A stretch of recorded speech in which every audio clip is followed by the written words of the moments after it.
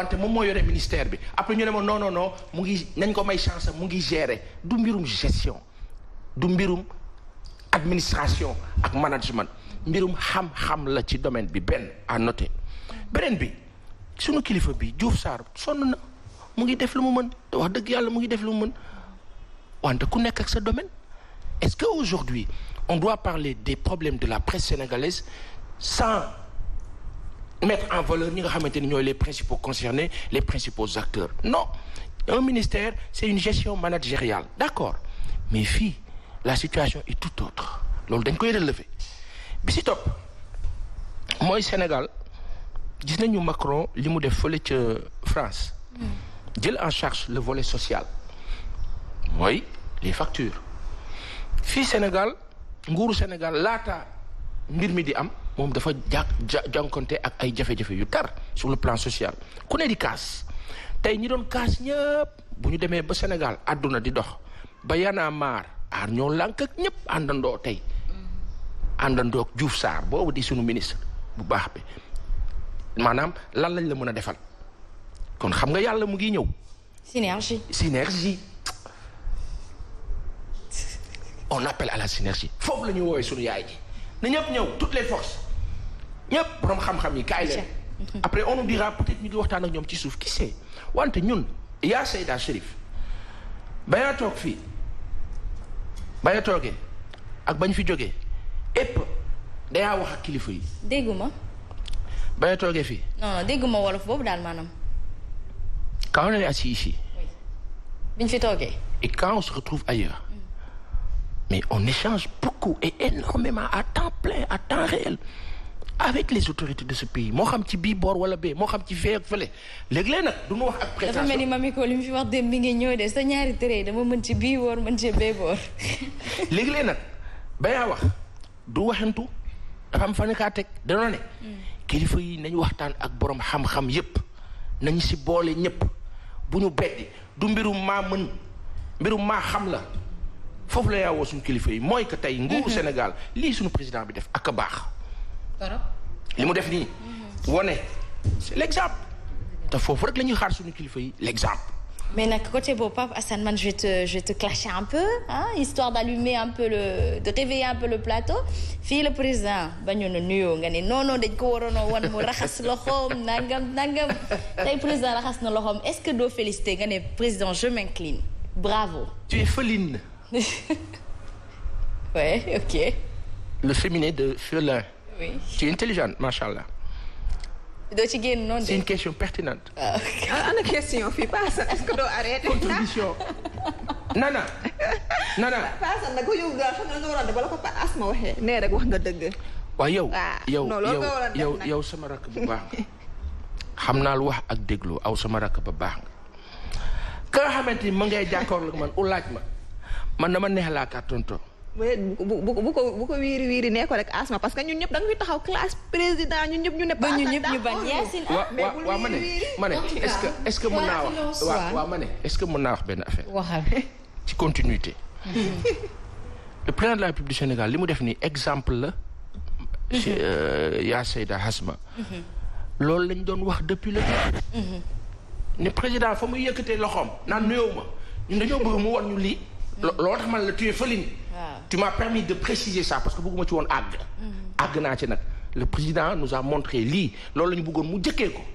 def na ko alhamdulilah et c'est à féliciter et à encourager wante. je veux que comme à chaque message que tu délivres au président de la République que tu aies l'humilité de regarder cette caméra et de lui dire président merci. président li nga def nii. yàlla seede nañ ba ñuy wax ba tey ca départ ba nga nee nuyoo lii la ñu bëggoon nga def ko def nga ko. yàlla na yàlla fay la. félicitations lu nekk ak lañ doon xaar Paasan. def na ko moom lañ yàgg a wax. lu nekk ak appam rek. lu nekk ak moom app ca tàmbali la ak tàmbali la ak fin ma àggali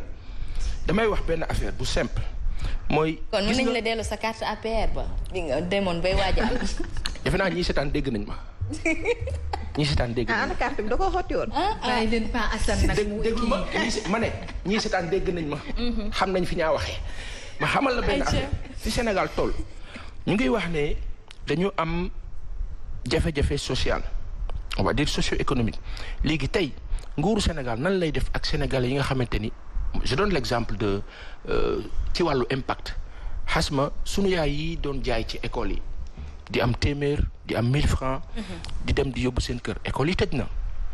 donc loolu mënutul nekk sunu yaay yi di jaay ci mbedd mi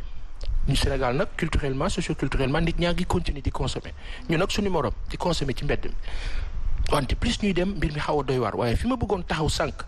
au-delà du social bi nga xamante ne social bi état bi wax nañu ne ministre du commerce madame Assome Diatta xamal nañu ne ñoom jël nañ les dispositions pour que benn spéculation bañ a am et cetera foofu xam naa état bi dina ferme parce que ku fi yokk lu warul yokk moom. Justement, c'est très important de revenir dessus. jaaykat yi il faut que ñu xam ne nous on est informés. mais commencé nañu déjà di flamber prix. oui fii ak 3 mois waruñu. malheureusement waaw waruñu ko. mais maintenant il y a une chose xam nga tey bu ñu demee ba France. hypermarché yi ñenn ñi di fa daje di xeex. mais on a même des images c'est quand même choquant. nga xam ne que ñun Sénégal nattaguñu la gravité de la chose. C'est vrai.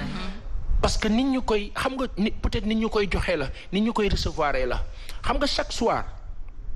on voit les communiqués la pub et cetera mais chaque soir on a un mini point de presse de quelques minutes qu'on nous donne ñu jox ñu li xew 3 cas 4 cas sur les 44 cas démb sur les 44 cas 4 cas moo ci am donc 40 yi négatif am na kenn sax benn tubaab bu ñu doon wax fële ci Cap Skirring tey ci suba bi ñu xëyee rek sànq ci suba wax nañu ne finalement négatif la parce que nit ñi xawoon nañ jaaxle foofu mais il faut comprendre une chose mooy bu ñu demee ba tubaab yi toll ci niveau boobu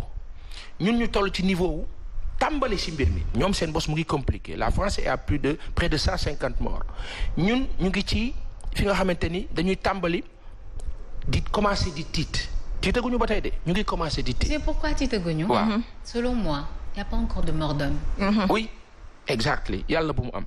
yàlla bu mu am yàlla bu mu am léegi fi ñu toll nii lan la ñu war a def xasma nguur bi fi nekk lan la war a def mooy il faut que ndox am mooy il faut que sur le plan économique sénégalais yi war a toog mu leen di impacter comment on va faire avec eux question la. waa France a ngi nii. xam nga lii dafa extraordinaire xeex. c'est grave parce que xoolal. rang bi ci boucher bi moo indi xeex yi. waaw xoolal ñu taxaw di xool wala ñu àtte ñenn ñi jéem metti na. mais même ba ci biir supermarché yi image bi ci topp yaakaar naa ni loolu la ba ci biir supermarché yi yaa ngi gis ñoo ngi xeex. ñii dañu boolee bëri tiit ak jaaxle. waaw bilaay ndeysaan tiit ak jaaxle la nag. mu ngoog am na si boo xamante ne waa ji dafa ñëw gàddu papier kii yëpp bëgg a dem gars yi song ko. mais loolu si gàtt xel la bokk tamit. dëgg yàlla. dañuy profiter mais sax da nga koy jënd ba pare dem séddale ñi nga xamante ni amuñu à la rigueur mais jël pour. mais sax xam nga fii tamit suñu supermarché yi mi commencé peu à peu di désemplir. oui et puis pourtant parce que stock yi aussi dafay jeex. non justement mën na am loolooy tiital nit ñi. non mais ku dem da ngay bëgg a def yëfu ni ñu koy waxee rek yëfu xër. li fa nekkoon yëpp li ngay soxla yëpp nga bëgg ko. mais justement le message à passer c'est qu'il faut qu'il sache que dëkk bi dina toll ni mu toll ci produit importé fii ak ba ñetti weer au-delà de ñettali weer boobu lay kii te dañuy ñaan yàlla balaa ñu yegg si foofu noonu feebar bi. gañ fi ok léegi affaire bi ñaar la volet scientifique mooy le domaine cartésien ak volet religieux mooy le domaine dogmatique maanaam ñaan gi man nag mbir am na fu muy toll man ñaan laa gëm parce que sama nguur amul les moyens. mu ngi jéem nag. léegi nag bu fekkee amul les moyens mu ngi jéem am na ñu koy dimbali à gauche et à droite je pense à l'Organisation mondiale de la santé tous les pays touchés là sont soutenus je pense à l'Union européenne ak ñeneen wante tey kenn talul kenn ma répéter encore une fois de plus l'Afrique perd plus de 60 milliards nii ci en temps record il faut calculer les jours à venir combien ce sera nii léegi ñu sóor benn affaire mooy que Union africaine africains yi ba tey dajaloowuñu toog wax ci mbir mi benn baat kenn waxul kee ngi lijjanti Lassam Nigéria kee ngi lijjanti fii Covid-19 Gambie am nañu seen benn cas démb ndaw su jógee Angleterre on se pose la question lu tax bi Ebola amul Europe parce que dañoo tëj seen lépp benn africain du fi wàcc ñun tubaab bi jël di ñu ko indil parce que dañoo bàyyi suñuy affaire mu poga ñu ubbeeku kan la nguur moo sàggan waaw léegi comme sàggan nañu ba fii nañ leen jàppale ci jàppale bi nañ leen ñaanal yàlla dimbali leen mais il faut à un moment donné en situation d'urgence on dira oui c'est pas l'heure de désigner les responsables de quoi que ce soit mais il est temps qu'on se rende compte que am nañu déclic opportunité pour tout corriger à partir de maintenant. Hasma. li nga wax Pa Assane cette maladie va vraiment changer la perception de la vie en quelque sorte. Mais tamit moi j'aimerais vraiment savoir enfin d'autres personnes aussi aimeraient savoir est-ce que xaalis vraiment dina faj. Alors il y a une chose qu'il faut comprendre dans une suite évolutive de la communication qu'on est en train d'exposer mooy que c'est vrai ta question. xaalis du faj lépp waaye xaalis dina yombal. xaalis bi nga xamante ni ñu ngi wax ne que ñoom Bougane ñoom Youssou Ndour ñoom Sadio Mané ak ñeneen ñu ngi kaa joxe li nga wax démb bu ñu ko jox nguuru Sénégal. nañu ko dimbalee nit yi.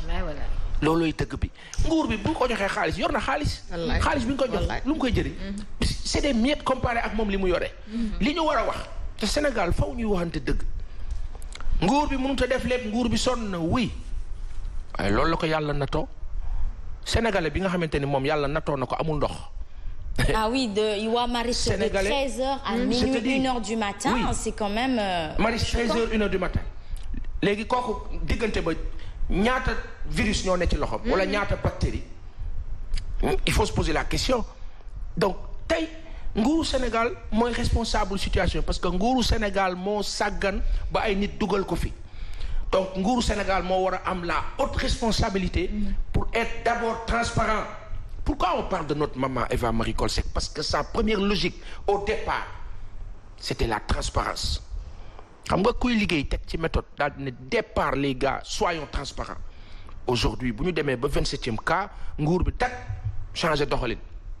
waxatuñu kaa bi lii la ak lee fii la jóge nangam amatul nu ñuy def ñu wax ñu fële sa Touba ci wàllu constat kër googu ñu ne fa la Italie sénégalais ba jóge Italie wàcc ba wàll ñëpp kër googu ñu ne jël nañ ña fa newoon nag njabootu waajeeg yóbbu leen wante kër ga mettre ñu ko en quarantaine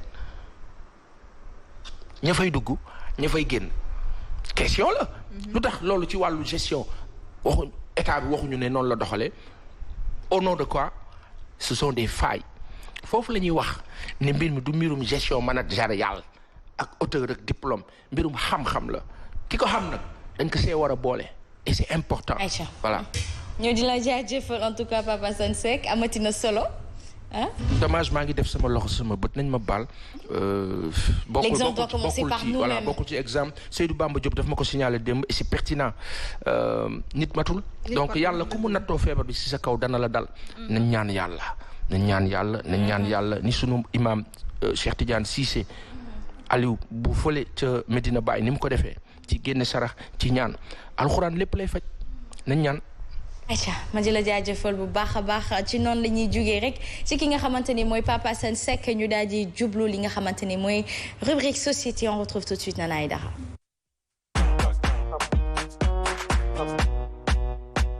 Aïcha Nana Aïdara digaloon nga ñu ko fi démb nga dikk ci tey ak ñun mooy li wër li nga xamante ni mooy meurtre Khady Diouf fële ca Thiès. voilà Asma tey moom laa leen indil la mu nekk waxtaan boo xam ne du neex trop parce que tiis la ci ñëpp képp koo xam ne jigéen nga képp koo xam ne ni sénégalais nga li nga xam ne dafa xaw a xew Thiès métti na la lool benn jigéen boo xam ne fukki at ak juróom la am ñu faat ko parce que dafa wannu lor ba mu wannee lor bëggoon ko wax ki nga xam ne moom la ko sekkal kooku ne ko sama papa kilifa la ci koñ bi kilifa la ci dëkk bi donc du ma nangu ngay tâcher suñu réputation donc fa la ñu mujj ba mu mujj koo faat dañuy am na benn reportage bu ndaw boo xam ne am nañ ko maam si du sudee pare nga rek mën nañ ko seetaan dellu si waat ci plateau bi. Ndiaye laa tudd. yow Awa Ndiaye mi ñu rey yow salan la. Khady sama doom la. moom sa doom la léegi nan la mbir mi demee. Khady daal jox naa ko mu jëndi reer ñëw reer tëdd ñu woo ko mu génn dem ma di ko wër ba fajar ñu dee gis nañ ko kër sëy mu dee loolu rek laa ci am. waaw. léegi si guddi gi nga wër ko ba sonn gisoo ko. waaw nga dem fan ak fan. wër naa ko fépp laa ko wër. gisuma ko. après nga xëy suba. dégg na dee na ba ñu sànni ko kër Seyib. kër Seyib. waaw. léegi mi ngi fan nii. man xamaguma fu mu nekk ndax gisuma xamuma ci moom dara fi mu ne nii bëgg naa ñu won ma ko sax te kenn wonu ma sama doom ji.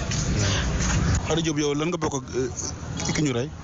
ak yaayam ñoo bokk ndey ak baay. waaw naka la fay demee. affaire bi de metti na lool metti na tiis na xam naa ba ñu demee fekk ñu fa xale bu góor waaye yaayam dane ñu sànq ko sutura te lii kenn mënu ko sànq kenn sutura ndax metti na tiis na metti na ba ci kanamu yàlla ba ñu xëyee ba léegi ñu ngi dox maag sama mag ji caan lekk ñu naanuñu te faale wu ñu lekk faale wu ñu naan lii metti na lool bëgg na nag yoon. mbir mi naka la demee moom démb da ngeen toog ay ban heure gisu leen ko. ñun dañoo toog kooku moo ko yor tantam bi moo ko yor moom ci suba rek la ñëw ne fanaanu fi ma daay sànni sama bale bi daa daw topp ci ne ko caan nañ dem toogaay amatul ñu wër fu ne lañ dem wër fa ba kër doom baayam bi wër nañ fa ñu dem doom baay bi ne fanaanu fi waaye Khady fan la war a dem ma ne ko awa nañ dem ndax lii mett na amuñu toogaay nañ dem léegi ñu bañu demee ñu di ànd ak moom dem ba kër waaji fekk ñu fa waaji yaay ji lañ fa fekk yaay ji naan sa awa sàng ñu sutura ma ne ko lii sàng sutura amu fa dañ ko war a yóbbu ci yoon ñu tëj ko 10 ans prison dafa bi mett nañu torop ba ci kanamu yàlla man Khady Diop laa tudd di rakki caan bokk ak moom ndey ak baay. kon yéen xam ngeen ki def mbir mi. waaw ne yaay ji nee na xam na ki ko def kay nee na mi ngi dëkk fële kër nee na xam na ki ko def ndax mi ngi dëkk fële waaw. kon donc daal dafa am ñaar ñu góor yu ko fi jël si. déedéet moom ci suba rek la fi ñëw waxuñu xale bi fanaanu fi ñu daal di xëy ànd ak moom waaye ba tey loolu lépp. kon xale bi moom dafa jotoon wan lool. waaw dégg naa dafa wan lool kay. waaye yow dama yéen kii foog la wala. man de xam naa kooku laa foog ndax awa ne ba mu fa demee nee na ko mère jaru nga wax ndax lépp man la ba léegi ñu teguñu ko bët awa tegu ko bët awa ba tey xale bu góor bi xamu ko nee na te awa suñu doomu ñi jaay la suñu lépp la maanaam mbokk mi dafa jaxasoo bu ñu sañoon lépp mooy rafet. Modou Diom. yow lan nga bokk ak Khady mi ñu faat. sama jarbaat la. yow naka nga dundee fee naka la mbiri demee. xanaa métti loolu wax dëgg yàlla parce que Khady day xale bu ndaw 15 ans sama tëggut nekk xale yàlla dogal mu jàng Alxuraan foo ko fekk day muuru bokkut ak xale yi tey yii yàlla dogal mosut a génn guddi sax moom démb dañoo seetaan ba pare mu daa benn waay sol lu weex ñëw taxaw si buntu kër gi daan ni woo benn xale bu këpp ndox foofu ma pare ne ko ndax xam nga Khady mu ne ko waaw mu ne ko wool ma ko xale bi daal dugg ne ko Khady kaay wuyu Khady dem taxaw ba mu yàgg mu ñuy newaat ko ñu toogaat ma si yàgg kooku daal fi ñëwaat ba waat Khady boobu lañ ko noppee gis ñu daal di commencé nag du ko wér di wër guddi gi yëpp ma fajar gi noonu lañuy soo a xam ni dañ kaa rey am na ku ñu rey bàyyi moom sànn nañ ko côté yi dalal xel loolu dañ ci am mais Sénégal dañoo war a appliquer leen bu fekkoon ku rey ñu rey la kenn dootu reyati mais parce que lii dafa métti xale bu ndaw juddoogul ma pare ëmb bu ndaw ñu naq ko ëmbal ko ma pare rey ko fi ne lii kenn xamul lu mu doon nii mais bu fekkoon ku rey ñu rey la kenn dootu la rey. mais ba fi ñu toll xamagu leen yéen kan moo ko rey. wala amul kenn ko soupçonné wala nangam naan. non xamaguñu moom ku ko rey mais. daal mbir maa ngi ci loxo yoon. waaw mbir maa ngi si loxo yoon moom yoon nag dina ko topp bu ko toppee rek yàlla mën na rek ñu bëcc ko sax parce que xale bu dañ kaa nax xale bu ñu nax la ba mu ëmbee léegi yàggul ñoo ngi koy soog a xam ok jaajëf. donc finalement waa ji violé wu ko de xam naa dañu ngoro woon. mu daal di lii daal fekk ko ci. ngoro la woon a Asma déjà moom sax li mu def détournement de mineur la parce que xale bi 15 ans la am. xale bu ndaw la donc nga ñëw xale bu ndaw nga fexe ba sol ci bopp bi ay waxi bëggeel ak ñoom seen détourné ko ba am ak moom li nga xam ne mooy relation intime mu wan ci lor nga ne ko sama papa kilifa la ci réew mi donc bul wax ni man la. wax dëgg neex yàlla tamit boo xale bu am 15 ans boo dee da nga ko ëmbal ngeen baal ma ci wax ji mu jaar wax kan moo ko ëmbal munul nëtu noonu munul noppi noonu ñu naan dafa teel a nekk dévergondé dafa teel a di jàdd de gauche à droite c'est impossible lii yëpp rek Asma mu nekk loo xam ne dafa daw yaram parce que lu toll ni mois bi nga xam ne moom la ñu jàkkaleel jigéen ñi ñu ne ñun ñoo ko moom ñuy wax meurtre kenn xamul lan moo xew exactement on sait pas yaay ku jigéen ki ñu ngi koy dégg muy wax man saa su ma koy dégg sama yaram dafay daw sànq laa toogaat di ko xool mais tout le temps dafa am loo xam ne dafay denc ci man parce que je me dis que yi doom ni mu mel ci doom ci yaay doom nga xam ne mooy xolu yaay nga xëy xam nga yàlla bu jëlee bakkenu nit kenn mënu ci dara mooy suñu borom moom lay neex mu indi ñu moom lay neex mu yóbbuwaat ñu kenn mënu ci dara mais nit moo jël bakkenu nit amul lu ko gën a metti ci yan condition ci genre condition yii nii lii yëpp lan lay indi rek mooy li nga doon wax démb ragal sa papa ñeme yàlla yow bul ma siiwal bul wax ni man maa la ëmbal parce que tout simplement sama papa kilifa la yow léegi yow sa respecté nga sa papa mais borom bi nga xam ne moo la sàkk li sa papa doon moom moo tax mu doon ko moom kooku respecté woo ko amoo ci moom cër donc yow ñeme nga faat nit dafa jox xale bi rendez-vous ay 21 ans ba xale bi génnee ay 21 ans ñoom ñaar ñu daje daal di waxtaan xam naa moom c'était prémédité parce que koo xam ne da ngay dem di yóbbaale corde kon ça veut dire que c'était prémédité ci la jël xale bi xoj ba xale bi sedd ci diggante rek bul wax man la dama koy wax bul wax man la dama koy wax mu xoj ko ba mu sedd daal di jël koor bi ci wetu dalal xel bi nekk foofu hôpital bi la fa sànni koor bi daal di dem ba mu demee tamit yaay ki nga xam ne mooy ku góor ki ñu ci bëri nee nañ dañoo agsi di ko seet ku góor ki yaay ji ne suturaal leen ma donc c'est vrai que nag xolu yaay la yaay toll foofu yaay moom boo defe naa ni boo rayoon àddina yi boo ñëwoon làkkatu ci ginnaaw mu làkk la mais rek ñuy wax ni tamit nañuy tàmm di dénoncer parce que amaana moom yaayam moomu mënoon na koo defaral ay bagages mu génn réew mi te kenn du yëg fii daal la Sénégal tollu asma rey nañ ko guddi rey nañ ko bëccëg ñu ngi wax Marème Diagne di ko jooy noppeeguñu mu metti képp koo xam ne nit la déjà dossier Marème Diagne am na yeneen yoo xam ne da cee génn ci internet bi xam nga saaga léegi dafa yomb ci internet bi ku ci nekk da ngay toog fi nga toog yor sa téléphone di commenter lu la saf dafay yomb ci internet bi ñu bëri dañ doon wax mbaraankat la am na sax ay commentaires yoo xam ne jotoon naa ko fi indi ñii naan buñ doon def képp ku mbaraan rek ñu rey la léegi mbaraan wàññeeku mais après par la suite yàlla dëggal na wane dëgg bi parce que ki nga xam ne moo bokkoon ak waa ji ko rey benn néeg Maroc nee na waa ji amul sax li mu yónneewee xaalis amul sax lu mu lekk ba mu nekkee Maroc donc mu nekk mi ngi ci site yi mun je parle moom li may wax nii mu ngeen ko dem seeti ci site yi léegi te pourtant ñëpp dañ doon saaga di wax xale bu jigéen bi lu ñaaw malgré que ni dafa décédé ñu naan waaw mbaraan gi la ñu war a bàyyi tas yaakaar baaxul patati patata ñaari xale góor ñoom ñaar ñëpp génn kenn ki moo kara yi ñoo bokkoon nekk keneen ki ñoom ñaar ñoo doon fréquentante Maroc ñooy ànd mais ñoom ñëpp benn wax bi la ñu wax mësu ko yónnee dara wala bu ko daan yónnee tamit du période ba mu nekkee Maroc parce que ñoom période ba ñu nekkee Maroc dañ daan galérer bu baax a baax amuñu woon sax lu ñu lekk donc des fois tamit maanu ci dossier yi nga xam ne xamuñu ko balaa ñoo bàkkaarul gratuitement dafay baax fii daal la réew mi toll ñu ngi fàtt suñu bakkan parce que ñun ñooy lan couche bu vulnérable bi ñun jigéen ñi doo ñu dafa yomb saaga ñu dafa yomb da ngay gis ay caméra cachée keroog rek gis naa ko benn xale bu góor ndaw si day dox ba ci yàgg mu tàpp taatam ngeen jéggal ma pour quelle raison te sañoo ko def sa moromu góor ñun nga ko sañ a def ñun jigéen ñi parce que lan la benn moment on se sent plus en sécurité dans ce pays là n'importe qui mën na la rey léegi dañ lay fekk ba ci sa biir kër di la rey dañ lay fekk ba ci sa biir kër di la violer dañ lay fekk sa njaboot bu demee école sa xel du dal sa rakk bu génnee sa xel du dal ñun fan la ñu jëm kan moo ñuy wallu xam nga Nana lii nii yàgg na fi am de internet bee ko fësal rek parce que la nouvelle technologie day dox mais ay cas yu similaire nii ay rey nañu diw ak violé nañu xale bi ak lii loolu depuis ba nga nekkee gone ba tey boo si bàyyee xel yaa ngi koy dégg de bon man nag par contre wax dëgg neex yàlla daanuma ko dégg parce que je me dis que am na de mais xam nga la moo tax nëppal dëgg la da ngay gis ku def cas bu grave mu nekk mbokk sa biir kër ñu jéem a xool ñu ne non nañ ko jéem a arranger à l'amiable dans la famille kenn du ko yëg ñaata nit ñoo nekk di dund loolu dans la souffrance mais pourquoi ban njëriñ la am très sincèrement et puis man damay dellu si waat ci le cas de Khady Diouf ndaxte kooku donc on rappelle que doomu kenn la ci kilifa diine daal maanaam ci diine la baayam nekkee kilifa goon noonu muy wootee donc alors où est passée cette éducation de l'islam qui est la religion de la paix qui est la religion du respect de la civilisation. Attends, où est passé cet aspect-là parce que bu fekkee ni dañ la ne l'islam daf lay jàngal ni ngay reyee sa bopp ngir nekkalal yàlla yow nga ñëw bëgg nekkalal sa baay maanaam nekkalal sa bopp fàtte yàlla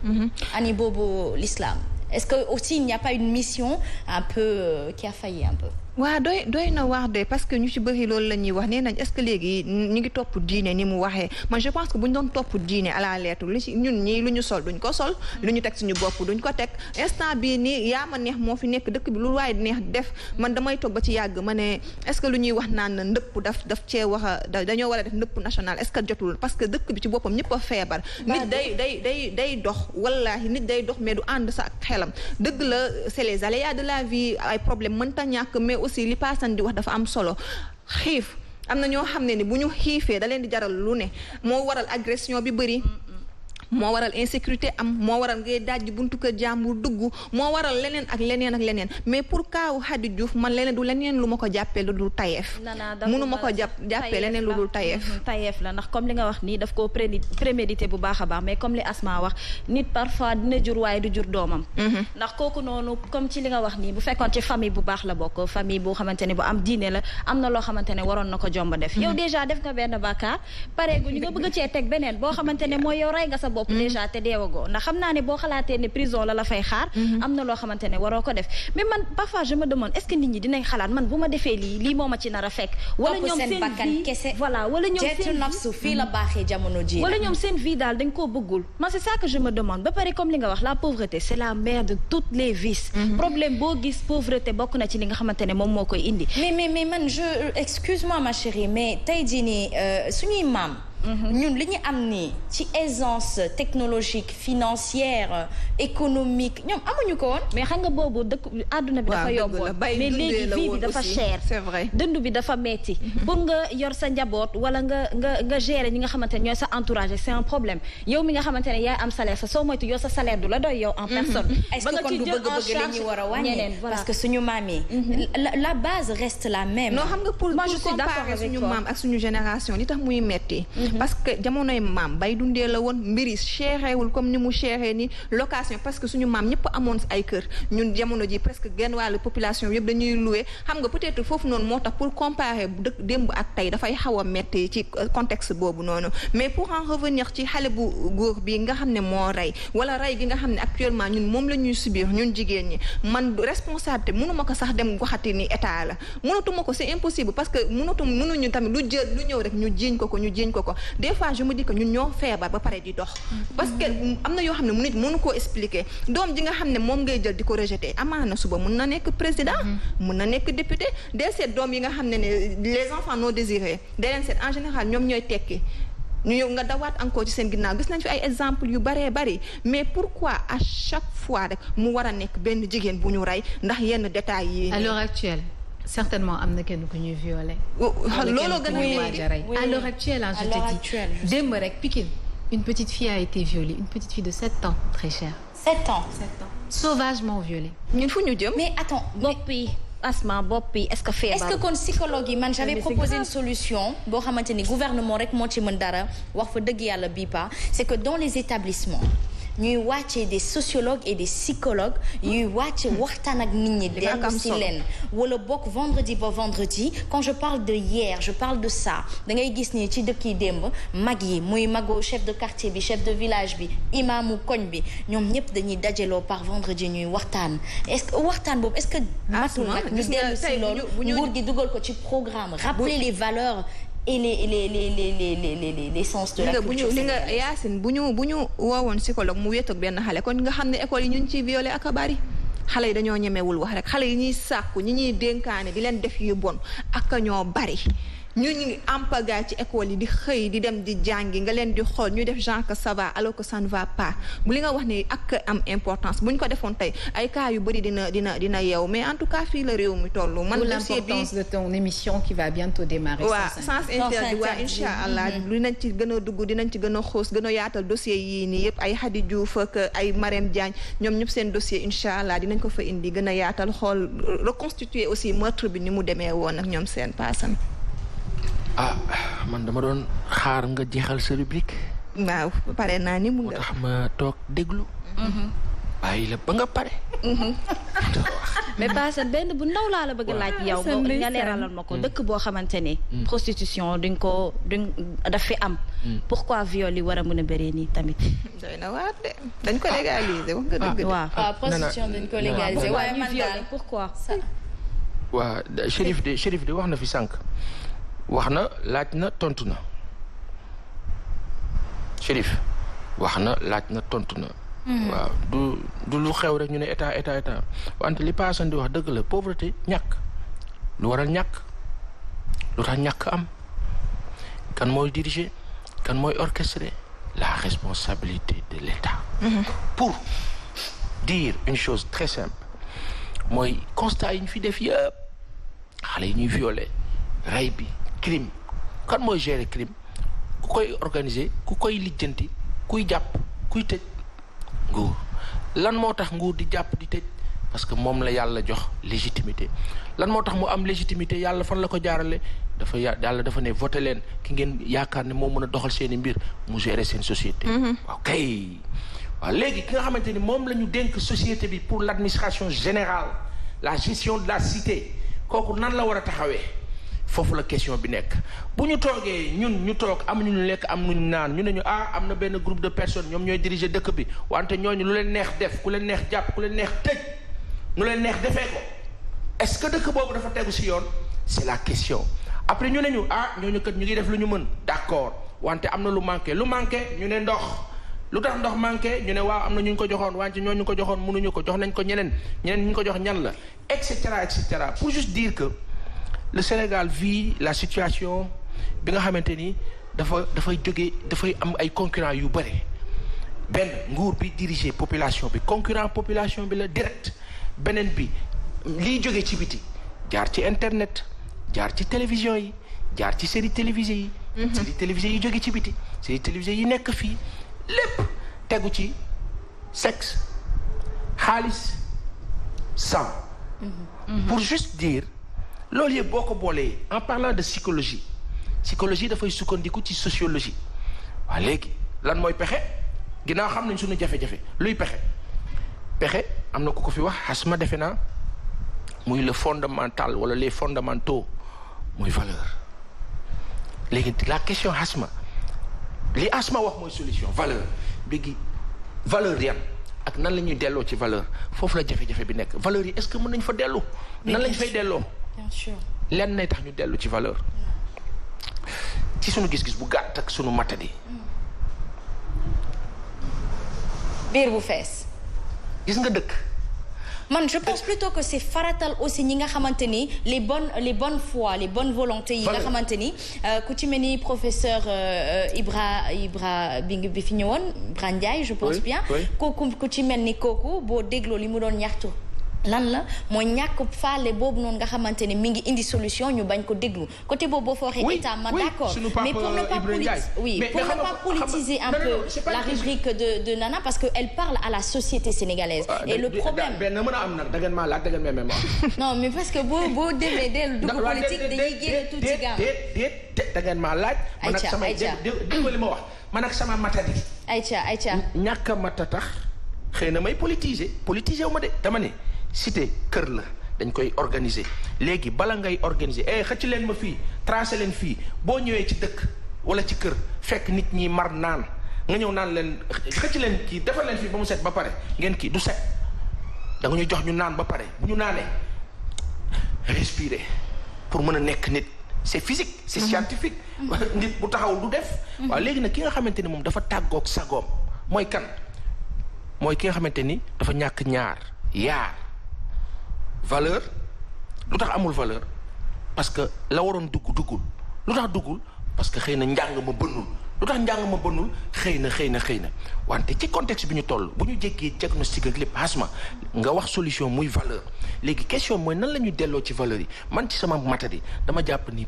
biir mooy lan mooy sénégalais bi xëy am le strict minimum on demande rien du tout le strict minimum li mënut a ñàkk wante comme nag sunu état ak sunu nguur moom dafay dund ci am ci ut xaalis dafay dund ci kees parce que nee na oui foog ma am samay kees fees pour que ma mën a defar dëkk bi pour que ma mën a defar ay tali pour que ma mën a mu boole koog di leb tegaat ñu beneen coono ñun ñu war a nag toog nag léegi lijjanti suñu bopp léegi état bi lan lay def lépp loo xamante ni da koy nar a sonal da koy lijjanti de li ko nar a sonal moom état bi ci contexte bi ñu nekk xam nga mooy lan mooy sénégalais yi seen wax bari na ils doivent être occupés qu'est-ce qui va les occuper les médias quels médias les médias qui à l'épreuve sont dans la logique de distraire à un certain niveau tey lan moo ëpp ci suñu médias yi ludique lu tax ludique ëpp suñu médias yi parce que suñu médias yi jàpp nañ ni société bi noonu lay fonctionner nit ñi dañoo bëgg lu leen di distraire la preuve kaf bu bëri bi nit ñi dañoo bëgg lu leen di décompresser. mais est-ce que aussi Pape Assane la société n'est pas telle. waaw baal ma rek c'est-à-dire que nit ñi dañoo soxla lu leen di professeur wax na ko fi dem feebar bi li muy garaaw ñun Sénégal j'ai du plaisir bu ma xëyee le matin oui parce que loolu ça fait du bien mais toll nañ foo xamante ni on doit dépasser loolu au-delà xam nga mooy lan dañoo toll si diggante dund ak dee man da diggante dund ak dee taluma fa kaf pour juste dire l'état bi nga xamante ni moo nekk Sénégal nekk ci pays africain yu bëri lépp lu leen di sonal mooy population buy ñaxtu donc il faut pas ñu ñaxtu à un certain niveau il faut les occuper comment les occuper les médias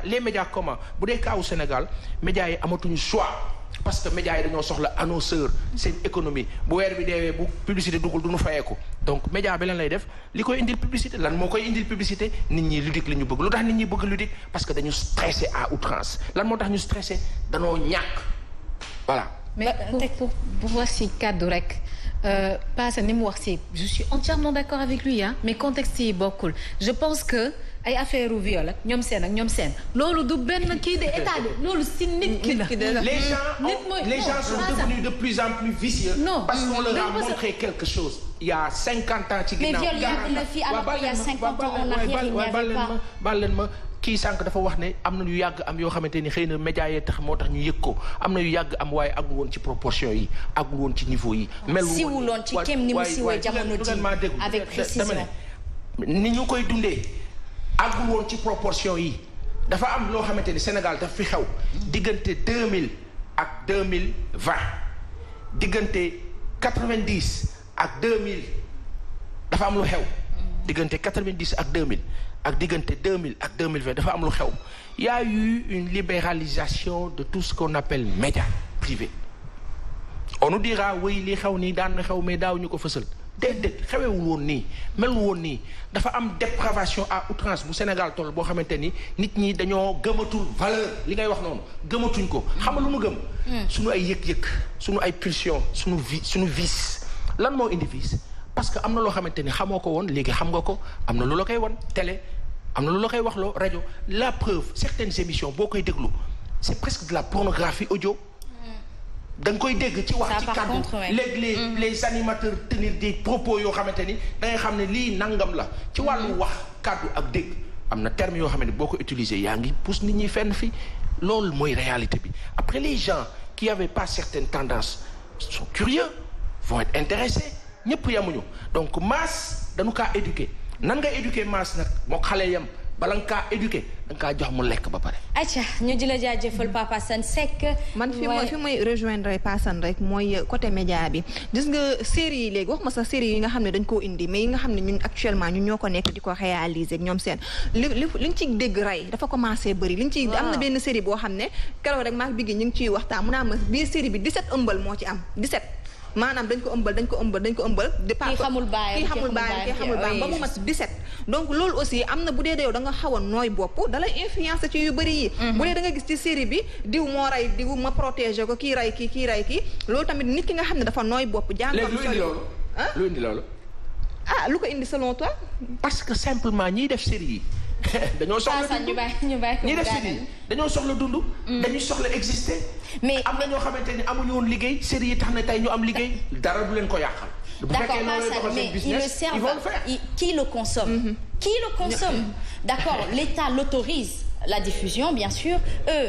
il le crée mais qui le consomme surtout c'est là où est la question kan moo koy consommer parce que bu ñu seetloo delluwaat tuuti rek ci li nga xamante ni moo xew France le fait que toute la France soit en panique et qu'ils fassent leurs courses di def ay réserve di denc Sénégal ñoo ngi koy dem di ko toppandoo supermarché yi fii grande surface yi yëpp presque limite amatul dara te pourtant ñun tollaguñu fi France toll boo nee kii le consomme pourtant ñoom ñiy jouer théâtre bu ñu ñëwoon indiloon ñu leneen tamit dañ koy seetaan maanaam bu ñu ñëwoon delloo ñu ci maam nu ñu mel solu cosaan ak ñoom seen da nga gis seen par exemple Marème Dial bu mu fi indee ay renversé da nga xëy gis xale jigéen yëpp def ay renversé ñu ci bëri tegatuñu perruque loolu noonu dama ko ciy félicité mu série bi mu am audace moom di ci def renversé dellu ci maam Jalika indi nappi loolu ci gis xale jigéen yëpp gën a nappi amoon na mais dañ ko gën a bëgg nga gis ñu commencé di def ay affaires yu comme yi nga def nii yooyu yëpp ñoom indi woon nañ ko donc ça veut juste dire que foofu laay rejoindre Passane peut-être série yi bu ñu arrêté woon rey na ko ëmbal na ko violé na ko te après dara du leen ci fekk en quelque sorte yaakaar naa ni loolu noonu dina xaw a wàññeeku ci sénégalais parce que ñiy def série yi dañ naan nit ñi lii lañu bëgg alors que peut-être nit ñi bëgguñu lii les médias ñun bu ñuy programme léegi defar ay concept dañ naan waa nit ñi lii la ñu bëgg waa lu tax nit ñi bëgg loolu la question foofu la ne lu tax nit ñi bëgg vice lu tax nit ñi bëgg lu salté lu tax nit ñi bëgg lu compliqué lu tax nit ñi bëgg lu xumb la question c'est que sociologiquement dëkk bi noonu la tënkoo lu tax mu tënkoo noonu parce que nit ku ñàkk amul dara lu ko distraire dafay yomb loolu foofu la ñuy waxee. donc maanaam mi ngi tënku ci am jot ak ñàkk. Aïcha damay bëgg muy leer yàlla yàlla musal ci jot. allahumma amiin yaa rabbi allahumma amiin. Aïcha nana ma di la jaajëfal. waaw loolu la woon Asma xanaa rek di leen jox dig daje ci suite bi nga xam ne mooy sens interdit incha allah dañ gën a yaatal. émission bu nu yàkkamtee seetaan. waaw dañ gën a yaatal wax incha allah nan la affaire yëpp demee. di remercier madame Diatta suñu taar moom moo aw ci bopp bi mi ngi nekk fële ci Scat Urbam numéro bi 77 la 173 61 71 merci madame Diatta. Aïcha bokk ñu di ko jaajëfal madame Diatta bu suñu taar mi ngi nekk ci wetu hôpital américain waaye nag laata rek man may dikk ak madame Diatta damay daal di dem seeti ki nga xamante ni mooy Kia.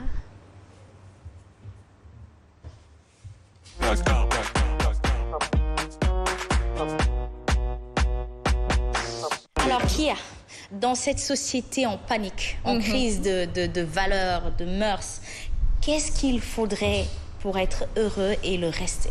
waaw déggal loolu Asma instant bii nii ñëpp dañoo xaw a stressé am na ñu ci bëri dañuy toog rek dañu xam na ban sentiment lañ war a am ñoom seen jëm bopp dañuy jaaxle moo tax dañ leen di indil quelques conseils rek pour ngeen koy appliquer comme ça seen dund gën a mën a neex ndax dañuy wax boo bëggee sa dund neex daal da nga yombalal lépp daal di nangu dogal waaye tamit def ci baax ngay def li nga xamante ne moom moo lay détendre moo tax tey dañoo ñëw ci rubrique savoir vivre comment vivre heureux naka la ñuy enjoyer di happiness malgré tous nos problèmes malgré tous nos stress naka la ñuy happinessé moo tax def ci baax ñu leen di fàttali li nga xamante ne moom mooy da ngeen di war a fàtte démb am na ñoo xamante ne du ñu fàtte démb nag looloo leen di sonal moo leen di topp ba actuellement seen dund am na lu ci bëri li ci waroon neex sax dafay far naqari moo tax il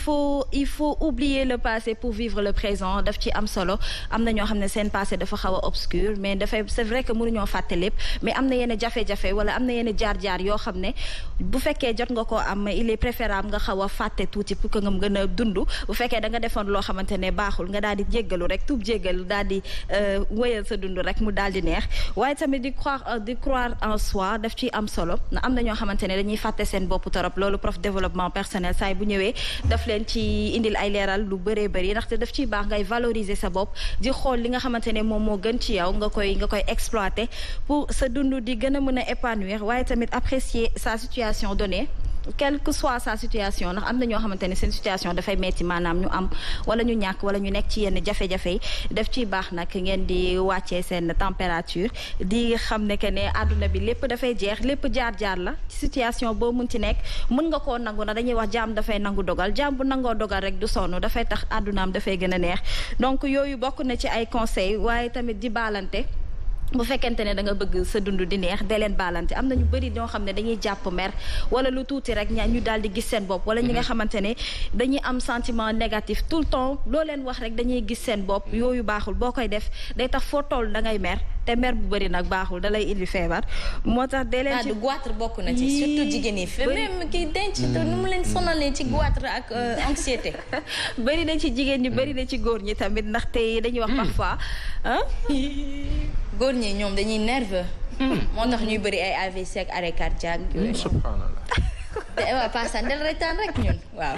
ayca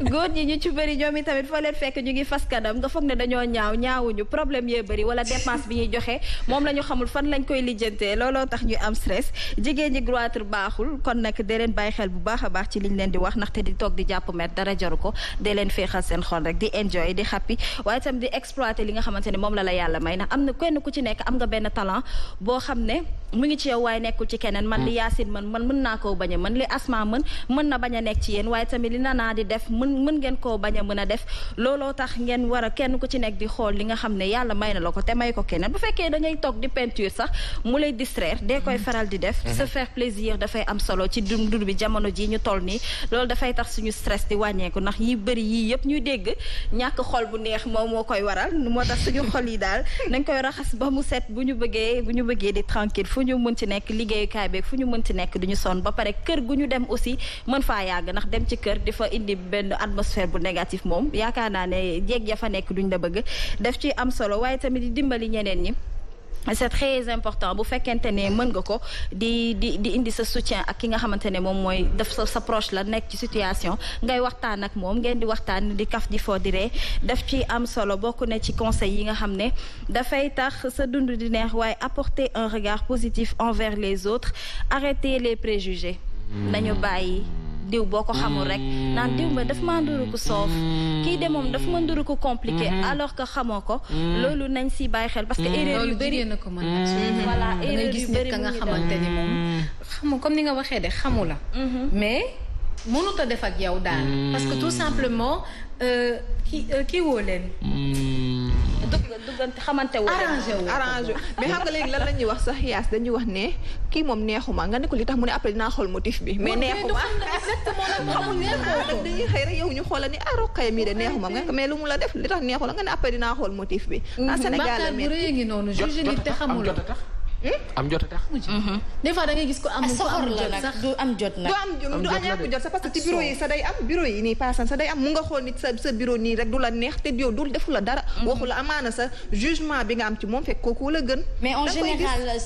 sociologue yi ak psychologue yi dañuy faral di naan c'est dû à un complexe d'infériorité. waaw mun na nekk diwa ngi yor loo xamante ni yow amoo ko nga koy gis ci moom et c'est donc ton subconscient que tu le rejettes. donc c'est pour ça que c'est important sociologue yi ak psychologue yi ñu leen di may kàddu ñuy wax ndax ñoom ñooy mën a xam seen askan on parle toujours souvent lii nga indi am na solo waaye comme ni nga ko waxee ni Asma mel Yacine mel noonu capacité bi Yacine am xëy na man awma ko nag sociologue boobu ak psychologue boobu ñoom kenn ku ci nekk mooy natt kenn ku ci nekk sa tolluwaay ba mën la cee yar wala mën la cee dimbali nga defaraat sa toogaay donc c'est encore très important ñu duggal leen ci programme éducatif de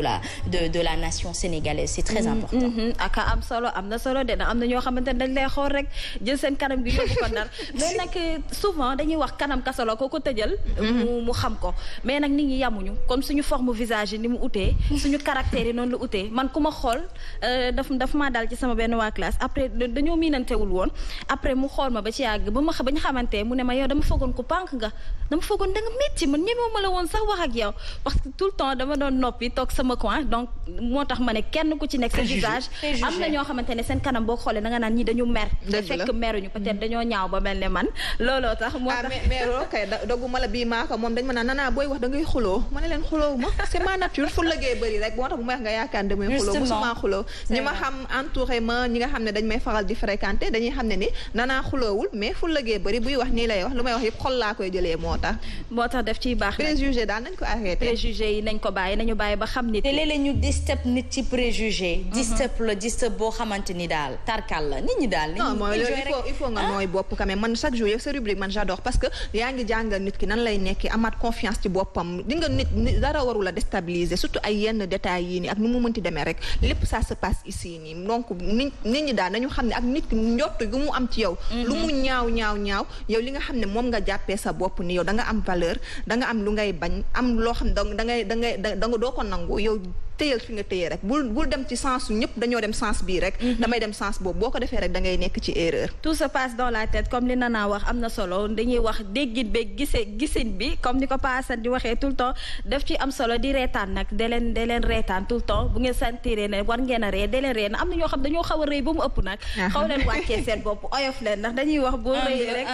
da ngay diig donc moo tax nañuy oyofal rek nañuy fël-fëlaale rek dañu mel ni paasan dañ ko sonal waaye chaque jour il vient avec le sourire man premièrement dama la sonal mais xam naa ni chaque jour tu viens avec le sourire. da di mag nag encadré ñu xam nga doon kilifa dafa metti. waaw tu n'es non tu ne peux pas donner les mauvais exemples la mauvaise manière c'est pas ça c'est pas. dëgg la pas da ngay kuy wax nga man maa teg parenthèse nañ ko bàyyi nañ ko nangul rek. parce que on lui doit énormément de respect. parce que noonu xëccoo mais bu ñëwee suba day mel ni da ngay ñëw mu accueillir la wax dëgg neex yàlla nañ ko nangul loolu. on sait te rendre hommage. ba pare lu ñuy wax ni du parce que da nga toog maak Asma toog nañu wallahi azim sama biir kër maa koy ñoo non ku ñuy tàgg moom du teg baat lay moom dañu koy defal wax kii Aïcha non c'est important de valoriser dara wax nit ki dafa baax ñun dañoo toog kër ga di seetaan ñu ne paasan dafa baax c'est juste que daf ñoo jàppee ay doomam waaw dëgg la ay bébé yi nekk prime élémentaire Yacine sa chéquier bi nga tegoon ci kaw table bi xam nga am na loo ma ameloon ah bon. li nga ma ameloon jox leen ko. loolu dara lay la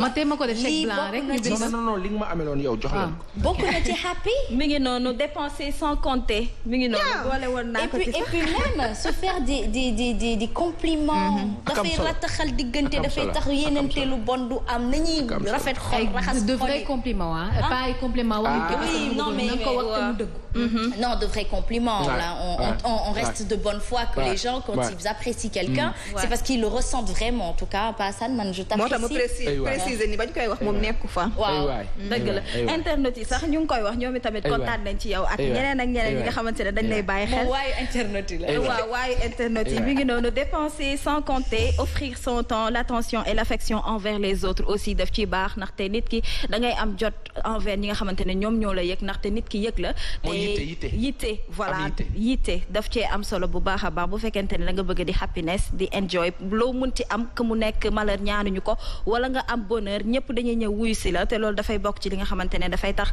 sa dund day am sens na am na ñoo xamante ne ils sont trop solitaires. loolu c'est pas bon c'est à éviter day tax boo amee problème doo gis kenn da ngay toog sax di stressé te mën nga soxla nit ki doo xam nooy def gàcce donc moom moo la nar a yóbbuwaat ci moom donc loolu nañ ci bàyyi xel waaye tamit bu fekkente ne li ñu cité yi yëpp am na ci ñoo xamante ne nag seen cas dafa critique ba mu ëpp moo tax sànq ñu ngi doon woo sociologue yeeg psychologue yi am na ñoo xamante ne war nañu demander soutien psychologue parce que dañuy am problème ñoom tout le temps lépp loo leen wax wala lépp lu ñu gis rek dañuy tiit ñoom lépp négatif alors que àdduna bi demeewul noonu y a des hauts et des bas parfois day neex parfois mu naqari mais itam parfois nga xaw a mer tuuti mais reetaan bi na ëpp parce que thérapie la ci ñun te jamono ji ñu toll taluñu benn stress instant bi lépp lu ñu war a def mooy dañoo war a happiness war a xool nu ñuy génne ci yenn situation te ñaan situation bi change rapidement pour ñeneen ñi mën a continuer dund seen dund tey lii laa leen indi loon ci conseil yi nga xamante ne nañ koy faral di topp bu ñu dundu kontaan. Non, franchement, ça répond bien à la violence dans la société aujourd'hui. Ça répond bien à Pape Assane. Corona gi fi xew nii. Corona gi fi xew aussi on peut rester positif soul. Restons positif ah. loolu la ñuy wax. non day am sa inchallah yëpp day jàll. ci kàttan yàlla dafa jàmm. amiin dama kii da ngeen vous m'avez refroidi. Tu sais ce qu'on a fait avec toi c'est ce qui est arrivé à Mohamed Buhari ci taarix bi mu feebaree ba jaaxle yi feebar bi di dara desul lu dul ñëpp pare ci moom ne dafay dee mu commencé tagg yaa Rasulullah. sallallahu alayhi wa sallam. moo tax nag dañu war a taggante bu ñu taggantee rek. macha allah justement. non man damay fël fu ma neex. c'est excellent elle se documente.